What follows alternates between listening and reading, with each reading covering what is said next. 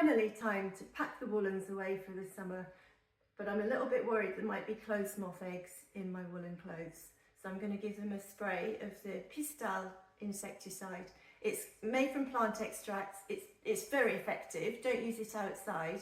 It will kill the eggs, the larvae and the adult moths, but it won't do the damage that synthetic insecticides do to the environment.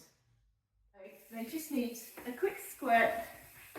You only need to do one side because you're going to fold them and stack them in a bag, so they'll protect the undersides of each other. We can put them away for the summer, safe in the knowledge that they're not going to get munched by moths.